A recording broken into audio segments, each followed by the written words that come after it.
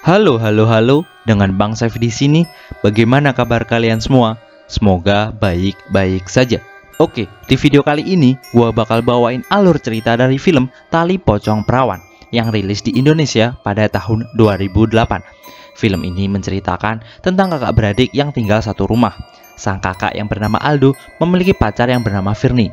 Tetapi adiknya yang bernama Nino malah jatuh cinta sama si Firni. Karena rasa cintanya semakin dalam, Nino menggunakan cara yang salah, yaitu menggunakan tali pocong perawan untuk mempermulus jalannya. Tanpa berlama-lama langsung saja kita menuju videonya.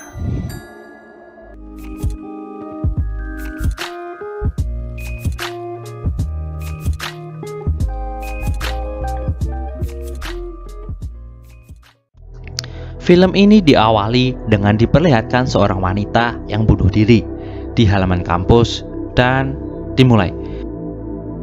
Kita akan berfokus dengan pria gondrong yang bernama Nino. Dia tinggal berdua dengan kakaknya. Kakaknya bernama Aldo dan ini pacarnya. Pacarnya bernama Firni. Nino sering mengintip Aldo saat mantap-mantap. Saat Nino dengan Aldo sarapan, Nino disuruh untuk menjemput Firni karena Aldo akan ujian. Sebuah rezeki yang nomplok. Saat berada di kolam renang, Nino gagal fokus dengan buah semangka yang sangat hijau. Cuma disuruh Aldo jemput doang. Dan mereka pulang. Hingga waktu sudah malam, mereka mampir di sebuah toko di pinggir jalan untuk membeli air minum. Air minum 2 gelas. Tetapi karena sesuatu yang indah, penjaga warung itu gagal fokus. Berapa? 2. Sesampainya di rumah, Firni langsung melekat dengan Aldo. Nino yang melihat itu semua bilang, "Soalnya aku wis gede, aku yang ngono." Keesokan paginya, Firni mendatangi rumah Aldo. Tapi yang ada di rumahnya hanyalah Nino, karena Aldo sudah berangkat ke kampus. Di sini Nino mendapatkan rezeki nomplok lagi. Firni meminta tolong untuk menutup resleting Firni. Anjir. Lalu Firni pergi. Saat malam hari, Nino mendapatkan informasi dari internet cara memikat seorang wanita, yaitu dengan tali pocong perawan. Secara cepat Nino bergerak ke rumah sakit untuk mencari informasi mengenai mayat yang masih perawan. Ketika dia masuk di kamar mayat, satu persatu mayat di sana telah membusuk. Tapi tiba-tiba ada petugas yang masuk. Nino sembunyi di balik kain, dan ketika petugas itu membuka kain, Nino mengagetkannya dan langsung kabur. Saat pagi hari, dia membaca di sebuah koran ada seorang mahasiswi yang tewas bunuh diri, dan Nino berpikir untuk mengambil tali pocongnya. Saat malam hari, Nino pergi ke kuburan wanita itu. Sebenarnya makam wanita itu dijaga oleh 2 orang. Karena penjaga itu konyol, mereka berdua tidur di atas makam. Dan kini waktunya Nino menggali kuburan dengan diam-diam. Saat menggali, ada penampakan di belakangnya. Secara cepat Nino mengambil tali pocong itu, tapi cara mengambilnya harus menggunakan mulutnya sendiri.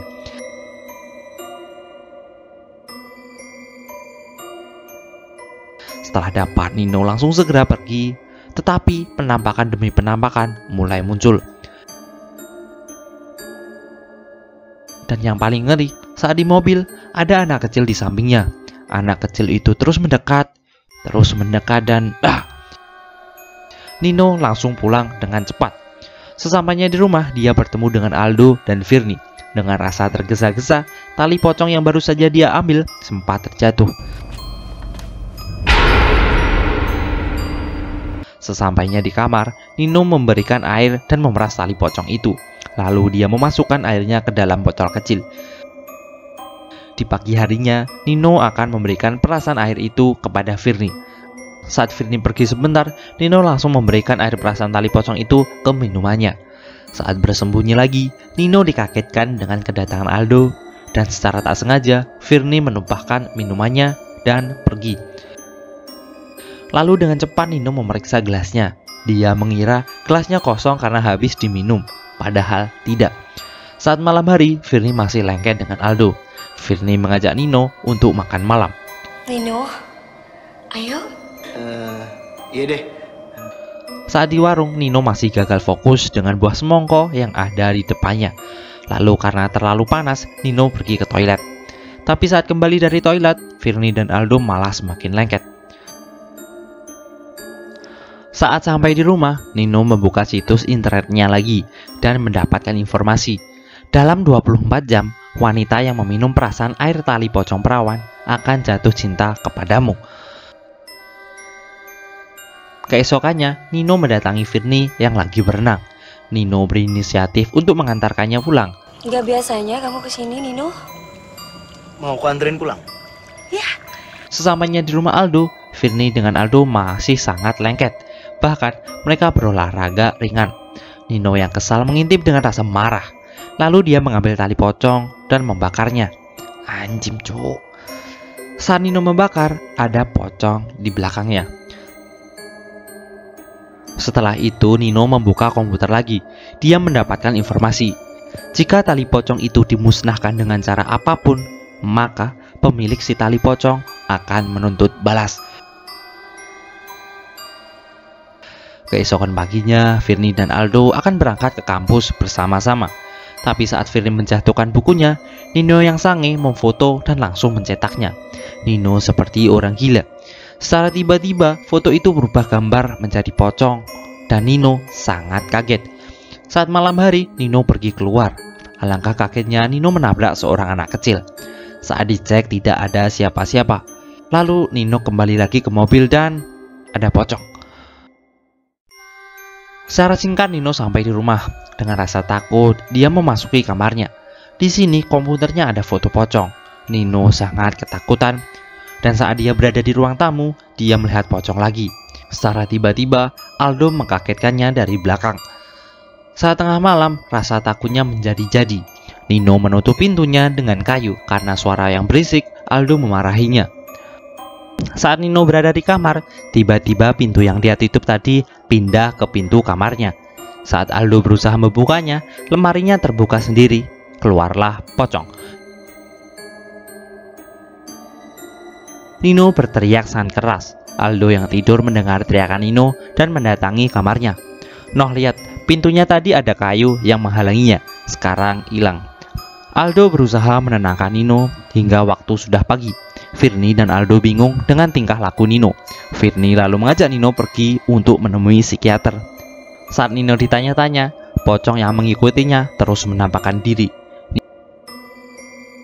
Nino langsung kabur. Hingga keadaan Nino tambah parah. Dia sakit dan dirawat di rumah sakit. Saat malam hari, Nino kembali dihantui oleh pocong. Aldo dan Firly mendengar teriakan Nino dan berusaha untuk menenangkannya. Tapi kini Nino kabur. Dan sialnya, Nino dikejar dengan pocong yang terbang. Hingga dia memasuki sebuah ruangan. Pocong itu terus mendekat, dan langsung mengitoni Nino. Cuh! Ketakutan Nino bertambah parah. Dia pergi keluar, tetapi saat di samping jendela ada pocong di depannya. Nino dengan cepat langsung keluar dari jendela itu dan Nino mati. Cerita masih berlanjut. Kini Aldo sangat bersedih atas meninggalnya Nino.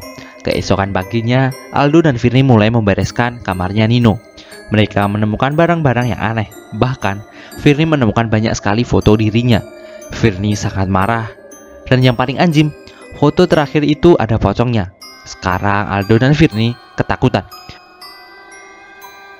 Saat Aldo berada di toilet kampus, ada hal yang aneh. Tiba-tiba ada tisu toilet yang terjatuh. Aldo yang penasaran memeriksa toilet itu dan tidak ada siapa-siapa. Mungkin cuma angin. Tapi tiba-tiba pintu dari toilet itu langsung menutup sendiri. Aldo lari ketakutan. Kini Aldo dan Firly pulang bareng. Hingga tengah malam, Aldo mengantarkan Firly pulang ke rumahnya. Pada saat Aldo berganti pakaian, ada pocong di lemarinya. Aldo yang takut langsung berlari keluar. Dia langsung menelpon Firly dan mengatakan tentang pocong itu. Tapi di sini Firly tidak percaya dengan adanya pocong dan langsung menutup teleponnya. Oke, kita akan berfokus pada Firly yang akan tidur. Dia tidak menyadari jika dia diikuti oleh pocong. Ketika dia tidur, ada hal yang aneh. Ada pocong di sampingnya. Firly yang ketakutan langsung pergi dan ditenangkan temannya. Keesokan paginya, Aldo dan Firly bertanya-tanya kenapa pocong itu masih mengikuti mereka. Hingga waktu sudah malam lagi. Saat Firly mau memasuki lift, ada pocong yang berdiri di pojokan, sehingga dia menaiki lift yang satunya. Dan alangkah kagetnya, ternyata ada pocong juga di situ. Pocong semakin mendekat dan Firly langsung lari saat pintu lift terbuka. Saat membuka kamarnya, dia dikagetkan dengan adanya temannya. Hingga waktu berlalu, Firly sudah mulai tenang. Di sini temannya itu mandi, dan di sini diperlihatkan juga sangat estetik sekali. Ketika HP-nya berbunyi, Firly dengan cepat mengambilkan HP-nya. Alangkah kagetnya, ternyata temannya itu mandi dengan pocong. Firly sangat histeris melihat itu dan langsung pergi ke rumah Aldo. Saat waktu sudah pagi, Firly membaca blog yang dibuat oleh Nino. Dan dari sini terungkap kenapa pocong itu masih mengejar mereka. Hingga waktu sudah malam lagi. Ketika Aldo dan Firly habis olahraga malam, tiba-tiba TV yang Aldo tonton mati dengan sendirinya. Saat Aldo mengecek TV itu, muncullah pocong dari situ. Aldo ketakutan langsung masuk ke kamarnya Nino. Ketakutannya semakin tinggi. Ternyata Firly datang menenangkannya. Secara tak sengaja, Aldo membaca berita di koran yang isinya seorang mahasiswi tewas bunuh diri. Dan dari mayat inilah tali pocong yang diambil oleh Nino. Ternyata wanita yang bunuh diri itu adalah sahabat dekatnya Aldo. Dan ketika Aldo sudah punya pacar, dia sakit hati lalu bunuh diri. Secara tiba-tiba, Aldo melihat pocong di belakangnya Firly dan langsung pergi. Dengan menggunakan mobil, dia sampai di sebuah atap rumah. Aldo berniat untuk bunuh diri juga. Saat akan terjun bebas, ada pocong di belakangnya. Pocong itu berubah wujud jadi wanita. Dan saat detik-detik akhir, Firly datang menahannya. Pocong yang berubah tadi menghilang. Film ini diakhiri dengan Aldo, Firly, dan wanita yang mandi dengan pocong tadi berada di rumah. Tapi tiba-tiba pocong jatuh dari atas dan tamat.